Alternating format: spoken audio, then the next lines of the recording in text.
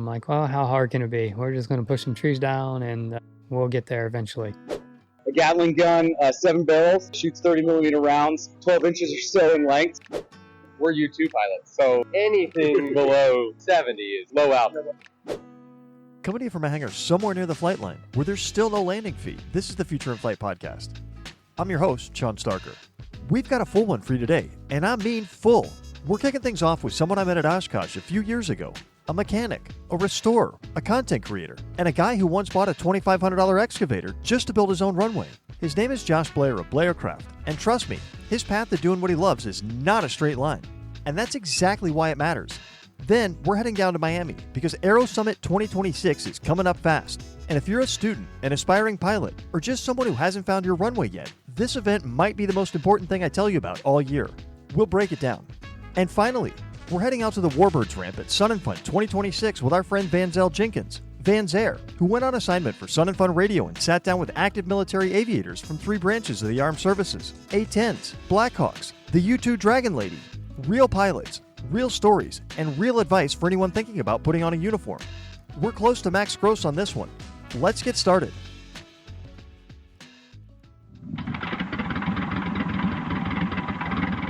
There's a town in southern Ohio so small it doesn't even have a gas station, 1 pizza shop, 1 muffler shop, no traffic lights, no 4-way stops, just a 2-lane road that runs from one little bend in the river to another.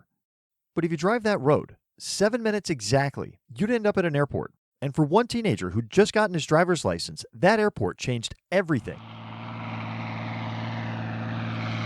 Today, we're sitting down with a guy I first crossed paths with at Oshkosh, which, if you're a regular listener, you know is one of the biggest places in the world to meet people who are doing wild, wonderful things in aviation. Josh Blair is the founder of Blaircraft, an AMEIA, a content creator, a restorer of classic aircraft, and a builder of his own private runway. We'll get to that. His story starts like a lot of great aviation stories do, with a car.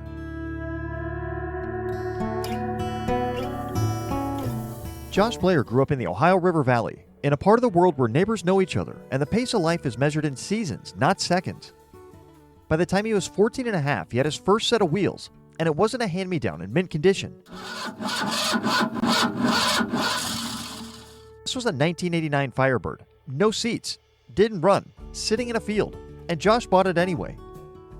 My first car I got when I was 14 and a half, and that's really what got me into doing restoration and attention to detail. It was 14 and a half years old, first car, didn't run, basically was sitting in a field, and I finally got it running. And I was doing donuts in the back in the field and on a 5-gallon bucket, had no seats. He spent 2 years on that car. By his 16th birthday, it was finished, clear-coated under the hood, new carpet, 94 Camaro seats dropped into the 89 Firebird. He went and got his license that day and drove straight back to school. That experience planted something in him. Call it attention to detail. Call it the mechanic's instinct. The understanding that broken things can be made beautiful and that the work itself has value. A week after getting his license, he drove 7 minutes down the road to the local FBO.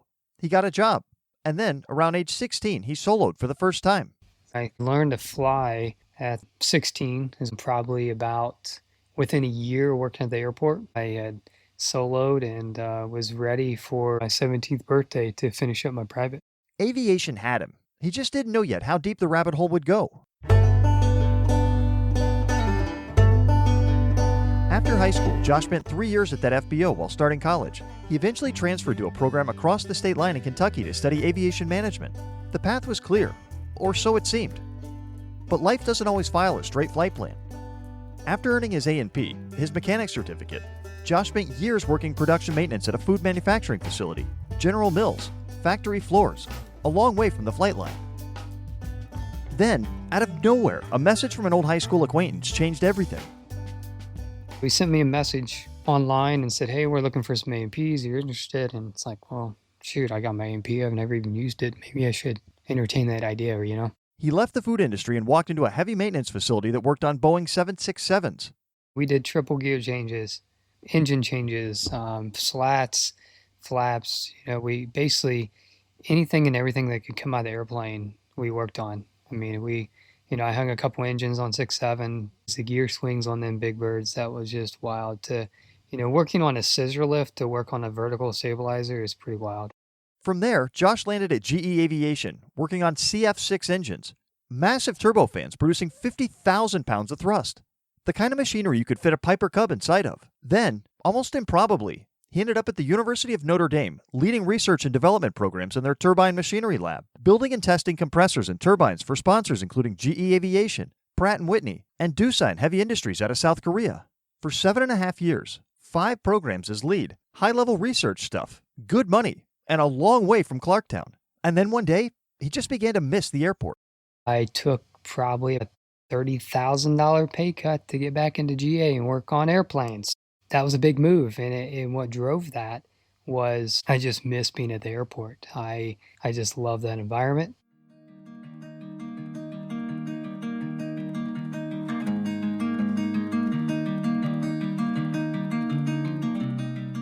A $30,000 pay cut. Let that sink in for a second. That's not a hobby decision. That's a values decision. Josh started doing annuals and maintenance at a local GA airport, full-time this time. He picked back up a part-time business he'd started in college called Top Flight Detail, doing aircraft interiors, exterior polish, and bright work. He eventually earned his IA, his inspection authorization, and not long after, he went out completely on his own. Today, Josh's work is centered on something that requires exactly the combination of skills he spent a lifetime collecting: tube and fabric aircraft restoration. Old Pipers, classic fabric birds that need careful, patient, expert hands. The old airplane's almost like one system of all the systems in a 6.7, you know? And I guess that's my first thoughts, as a mechanic. That's kind of paints the picture a little bit. There's a saying in aviation, you don't own an airplane, you're just its caretaker. Josh Blair takes that seriously. But Josh isn't just working on airplanes behind hangar doors. He's sharing it, all of it. The restorations, the maintenance, the events, the flying. His YouTube channel, Blaircraft, grew out of a love for backcountry and bush flying. The tail draggers, the off-airport landings, the places where Google Maps had never heard of. I blame it on Trent Palmer. Trent Palmer, the bush pilot turned YouTube legend. A lot of people in this community would say the exact same thing. Josh's channel mixes flying adventures with maintenance deep dives and event coverage. One of his most viewed videos covers the Spirit Engineering SE-1, a brand new factory-built airplane you can fly home for under $100,000. To be able to fly 2 gallons an hour or 100 miles an hour on 2 gallons an hour, and to buy an airplane and fly it home and not have to build it for under $100,000. I mean, the price tag $69,500. Those are 2 things that really stand out for that plane. At a time when new aircraft can easily run into the hundreds of thousands or millions of dollars, the SE-1 is the kind of thing that gets people talking. And Josh's high production quality coverage helped put it on the radar of a lot of new eyes. He also covers events, including the High Sierra Fly-In, the epicenter of stolen backcountry flying culture out west. How does he get there from Indiana? He drives, of course. 29 hours, one way, in a Honda Accord, alone. Some people are just built different.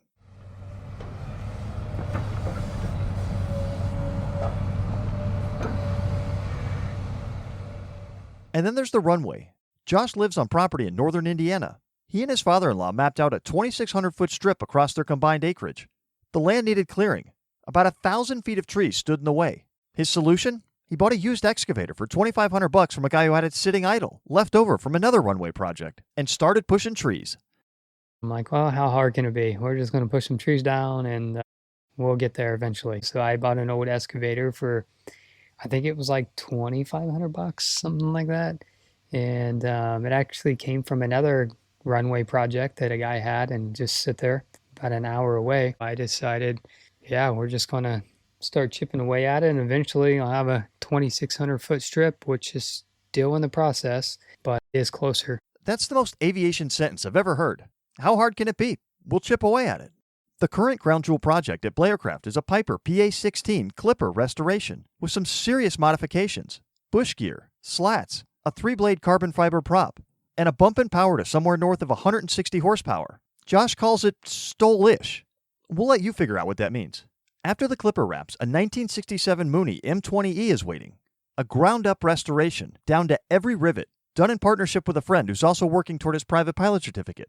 50-50, learning together. And somewhere down the road, Josh has his eye on a specific parking spot at Oshkosh. In front of the Lycoming booth, where all the classic Moonies line up. You may have seen our friend the Anomaly there before. It would be nice, maybe 2029 or 2030, to have it sitting in front of Lycoming booth at Oshkosh.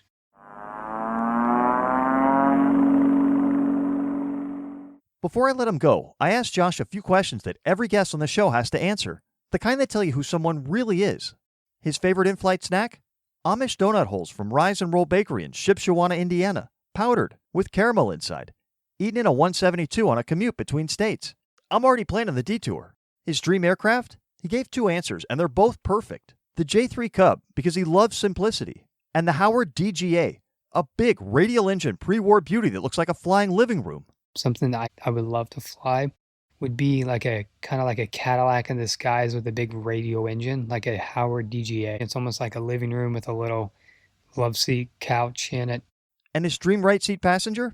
Someone he's never met, the legendary Bob Hoover, test pilot, airshow performer, and one of the finest aviators who'd ever lived. Bob Hoover, a Howard DGA, and a bag of Amish donut holes. That's the aviation dream, my friends.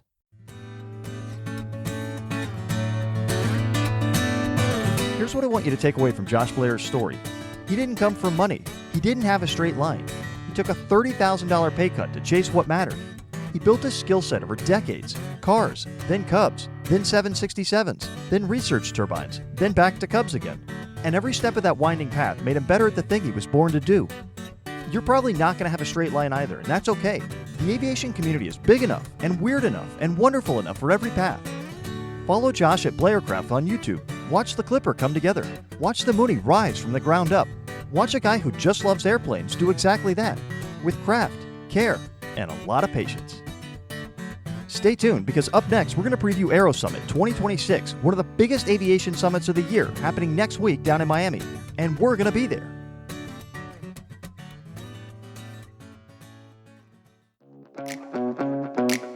Here's something every pilot knows. Finding sunglasses that actually work with your headset is nearly impossible. That's why I'm super excited to tell you about Flight Sunglasses, our newest show supporter. Flight gets it. They're made by pilots for pilots using wafer-thin carbon fiber, the same material we trust to build our aircraft. No more broken headset seals, no more pressure points, just crystal clear vision and all-day comfort, whether you're in the cockpit or on the ground. Head over to flight.aero and join their mailing list for $20 off your first pair. That's FLYTE.aero. Sunglasses designed for pilots, worn by everyone. Please keep in mind that if you do pre-board, you may not sit in an emergency exit row. This is an FAA regulation, not ours. I want to paint you a picture. It's May 20th. You're rolling your carry-on through Miami International. Outside the terminal windows, the Florida sun is doing what the Florida sun does. Absolutely no mercy. Beautiful. Relentless. You grab a coffee, check your phone, and head towards the Uber pickup. Because tonight, there's a welcome reception at a flight school called Aviator Zone right there at North Perry Airport. And tomorrow, the real thing begins. Aero Summit 2026. Now, if you've never heard of Aero Summit, let me catch you up, because this one matters to you specifically. Not just to the flight school owners, not just to the CFIs, to you, the student, the aspiring pilot, the person who maybe just did their first discovery flight, or who's already grinding through instrument training, who has a Pinterest board full of cockpit photos and a dream that hasn't found its runway yet. This event was built for all of you.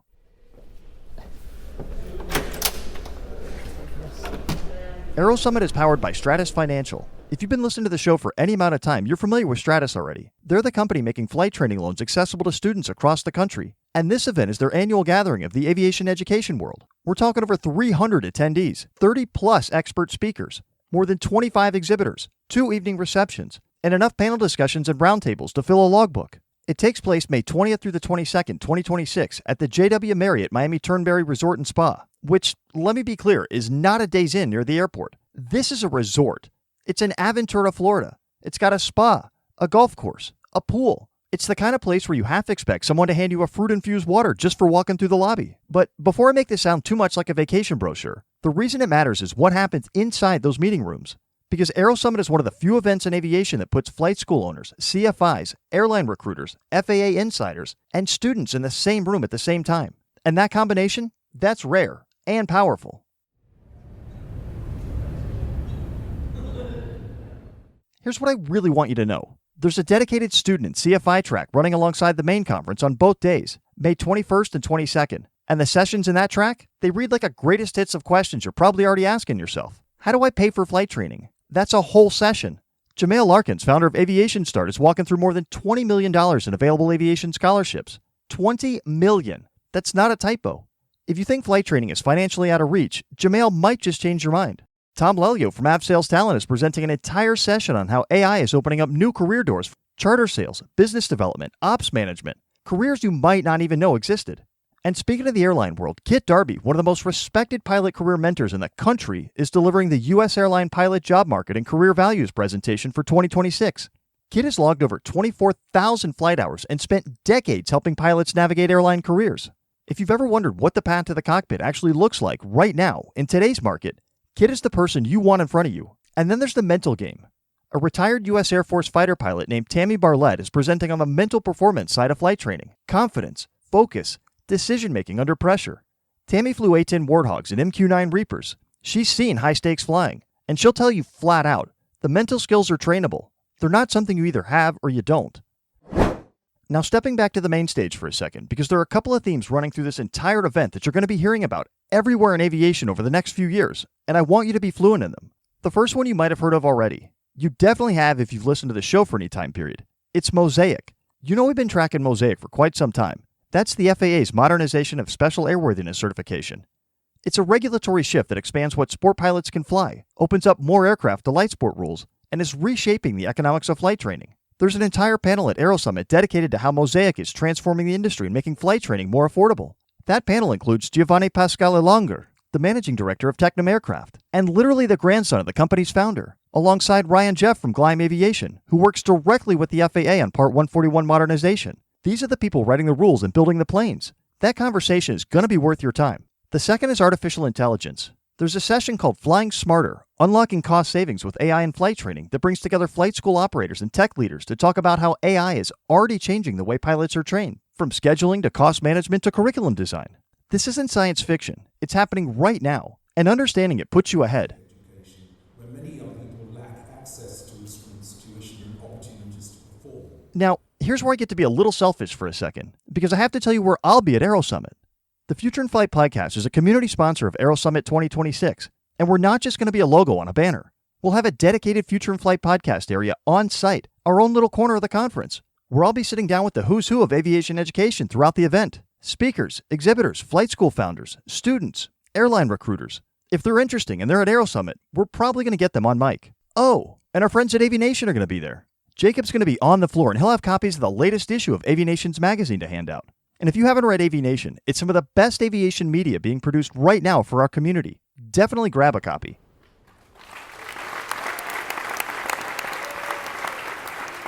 And one more thing. I want to say this with the appropriate amount of calm. I'm going to be the MC of Aero Summit 2026. Yeah, that's right. Me, on stage, in front of hundreds of aviation professionals, opening the show. So if you're there, please come say hi. Here's the thing about events like Aero Summit that don't get said enough. The most important thing that happens at a conference isn't always the keynote, although she's amazing. Jet Girl Stephanie Getz, is gonna bring amazing value as the keynote speaker. But that thing that's most important, it's not always on the agenda. It's the conversation you have in the hallway between sessions with someone who's been where you want to go. It's the instructor who hands you their card and says, email me.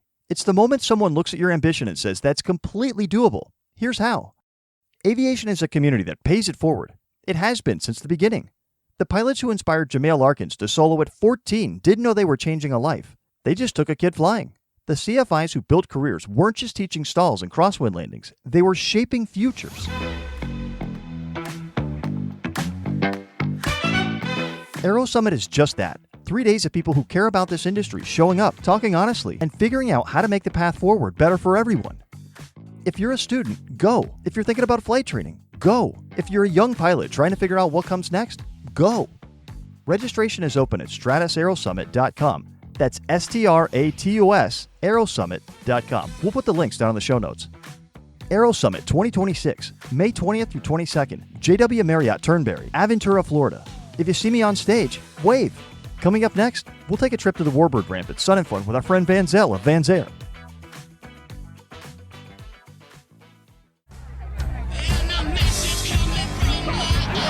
Imagine you're 10 years old. You're standing on the flight line at Sun 'n Fun. The sun hammering down on the tarmac. The smell of jet fuel in the air. And 30 feet in front of you is a warplane that looks like it was engineered by somebody who really doesn't like the enemy. For this segment, we're headed out to the field on Warbirds ramp at Sun 'n Fun, and we're handing the mic to a friend of the show, Vanzel Jenkins, better known in the aviation community as Van's Air.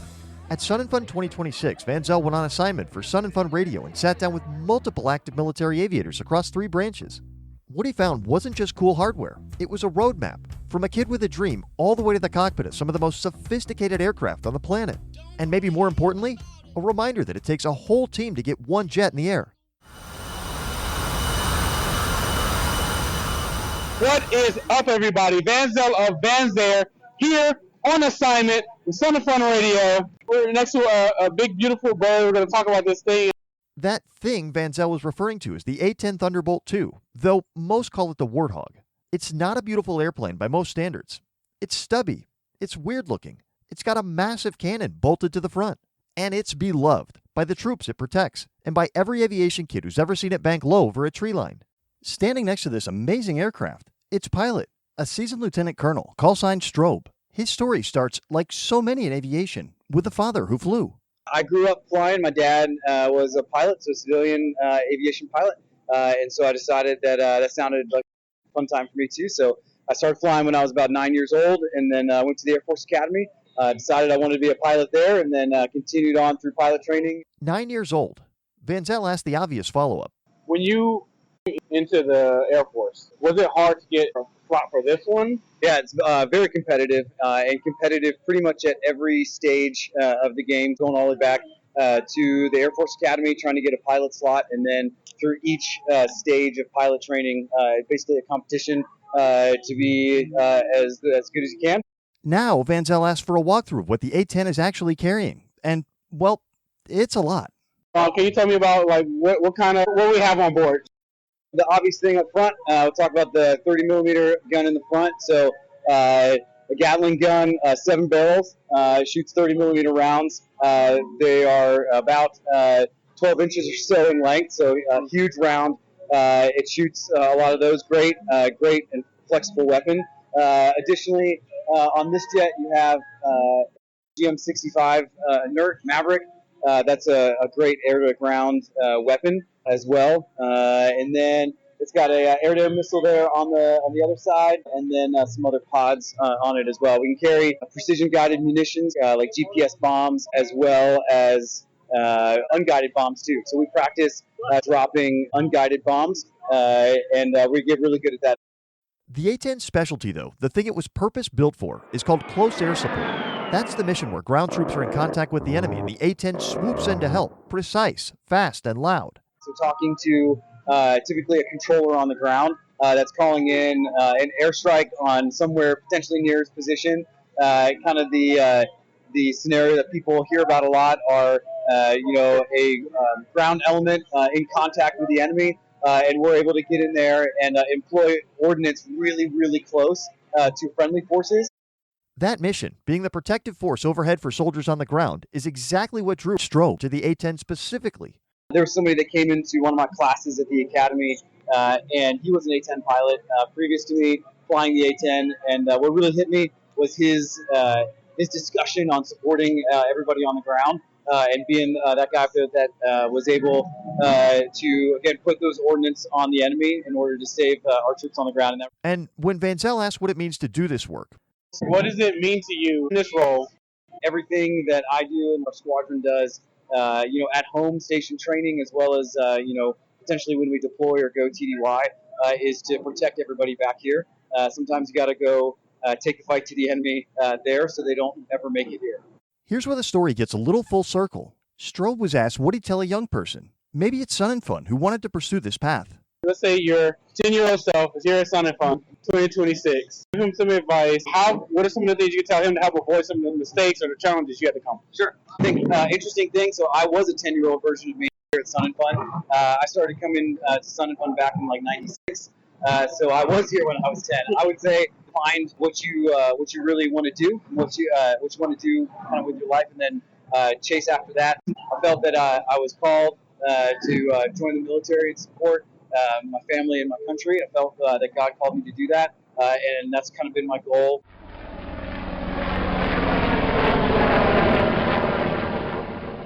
If the A-10 is the heavy fist of the Air Force, the UH-60 Blackhawk is the Army's workhorse. You've seen it in movies, you've heard it in the news, and at Sun 'n Fun, Van Zel found a young flight crew standing next to one. 23-year-old Corporal Logan Wellington, who fixes them, flies in them, and is one of the crew chiefs, keeps them combat ready. My name is Corporal Logan Wellington. I'm a Blackhawk helicopter mechanic and crew chief in the 101st Airborne Division. Behind him, a UH-60 Mike, the latest Blackhawk variant. It's configured for assault missions, external fuel, cargo hooks, up to 11 passengers, carries troops, supplies, water, and ammo. If it needs to move, the Blackhawk moves it. The helicopter is set up for assault missions. So right now it is equipped with the CEFs, or the crash-worthy external fuel system. And we also have the cargo hook installed, so we can do external loads. We can carry up to 11 passengers in the back of the aircraft to carry troops, or when we fill aircraft full of supplies, equipment, food, ammo, water. I joined the Army as a 15 Tango Blackhawk helicopter repairer. I did my basic training down at Fort Jackson, and then went to Fort Eustis for 16 weeks to learn to be a Blackhawk mechanic. And then I got to Fort Campbell. So I got to a maintenance company, started learning more about the aircraft, learning how to work on the aircraft and all the systems on it. And then shortly after that, I did about a year and a half there, and then went to a flight company where I'm now a crew chief and fly with the Blackhawks. 23 years old, crew chief, flying over the Red Sea. I was recently deployed to Egypt and the Sinai Peninsula, and we did a lot of flying down low over the Red Sea. And it was really great, great views. It was in support of the MFO, the Multinational Force of Observers in Egypt and Israel, to support the peace treaty between the two. That was some good flying. Now, a lot of you listening might be thinking, okay, but I want to fly it, not just fix it. And Logan has an answer for that too. The Army Street to Seat program is one of the most accessible pathways to becoming a military pilot in any branch. There's a program, the Street to Seat program, where you can graduate high school and apply to go to be a warrant officer in the Army and fly helicopters. And the other branches don't necessarily have warrant officers, or as many warrant officers that can actually fly aircraft. So that's a good program where you just be 18 years old, graduate high school. And for those who don't want to fly, Logan laid out the full ecosystem. So if somebody wanted to go into this route, what are some of the non-pilot positions? Yeah, so we have, like myself, you can be a mechanic. You don't necessarily have to fly. You can also be an avionics technician. You can work on all the avionics across not just the Blackhawk, but as well as the Chinook and the Apache as well. And then you can be an airframer, where you work on the structural aircraft and the airframe of any of the three airframes. We have powertrain specialists. We have hydraulic specialists. There's a lot that goes into maintaining these aircraft. There's one more thing he said that stuck with me. He was asked would he tell his younger self at Sun 'n Fun. His answer was fast and completely without regret, almost like he'd thought about it before. If you were talking to your 10-year-old self here at Sun 'n Fun, what would you tell them, or how would you help guide them? Oh, I would have just told myself to do it sooner. I didn't go active duty until I was almost 21 years old, and I wish I would have been out here right out of high school. He's 23 now, and he already knows that 2 more years of time in service equals 2 more years of experience, opportunity, and rank. The clock is always running. Start early.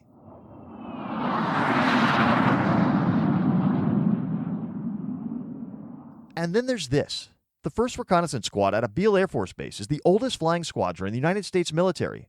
Among the aircraft they operate are 2 iconic airframes, the T-38 Talon, a supersonic trainer, and the U-2 Dragon Lady, a single-seat, high-altitude reconnaissance aircraft that operates at altitudes so extreme the pilots suit up like astronauts. Van Zel found 2 of them next to a T-38. He asked for their call signs. I'm Huggy. I'm one of the instructors in the T-38 and the U-2 of the Beale Air Force Base. 1st Reconnaissance Squadron, the oldest flying squadron in the U.S. military. And I'm Nova. Fly the U-2 and T-38. Then Van Zel asked, how high have you been? I've never gone above 39. I know plenty of folks that have been. When I was a student, I had a few instructors that were from the Vietnam era that I had just over 50,000 feet. We're U-2 pilots, so anything below 70 is low altitude. Let that sink in while I tell you how these 2 got here, because their origin stories are almost 2 different sides of the same coin. Huggy grew up next to NASA in Houston, literally. His neighbors were astronauts and mission controllers. His dad was a space program engineer. So I grew up right next door to NASA in Houston, so all my neighbors were involved in the space program, either astronauts, mission controllers. My dad was an engineer of the space program. But by the time I was 8 years old, I decided I wanted to somehow get into flying. And Nova grew up in a small town in eastern Oregon. Different world, but the same spark. I almost kind of think about it like when did I grow out of it? And I haven't yet. I think most kids like, what do you want to be when you grow up, right? And you're like pilot, and then at some point they learn like, maybe I should do something responsible with my life. And I haven't done that yet. But my grandpa ended up getting an airplane, getting his pilot's license, and so getting exposed to that early. I knew that's what I wanted to do. Had to figure out how to do it. And the path to the U-2 specifically, Huggy broke it down. You've got to go fly something for a full tour in the Air Force, good 3 or 4 years, build up, roughly 1,000 hours. It varies a little bit. And then if you've got the desire, it's an all-volunteer program. You submit an application. We've got an interview process. If you're selected for the interview, it lasts about 10 calendar days. And you come on out and you actually get to fly the U-2 during the process. It's an all-volunteer program. And historically, we've taken about 16 pilots a year.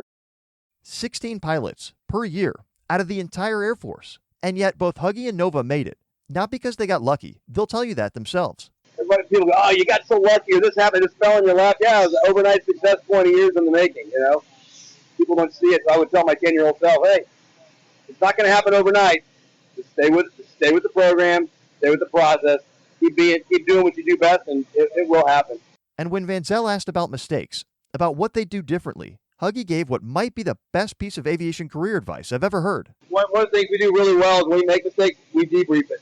So I would tell myself, don't beat yourself, but to focus on the debrief and why did I make that mistake. You will learn so much if you can break down why you made the mistake. The debrief. Write that one down. Every mistake you ever make in a cockpit, in a classroom, on an application, in a job interview, the debrief is where the growth happens. 3 aircraft, 4 aviators, dozens of years of combined service between them. And every single one of them started as a kid who looked up and wondered. And here's what I want you to take away from this segment, wherever you are in your journey. The military aviation world is vast. It's not just pilots. It's crew chiefs, avionics technicians, life support specialists, maintenance crews, mission planners, whole ecosystems of people who make one mission happen. If you love aviation and you want to serve, there's definitely a door for you. Big thanks to Van Zel Jenkins, Van Zer, for going out into the field and having these conversations. If you don't already follow him, find him online. He's out here putting in the work. And to all the military members who spoke with Van Zel, thank you for your service and for taking the time to talk to the next generation. And remember, evolve the life you're in. You can be happy where you are and evolve it into something better.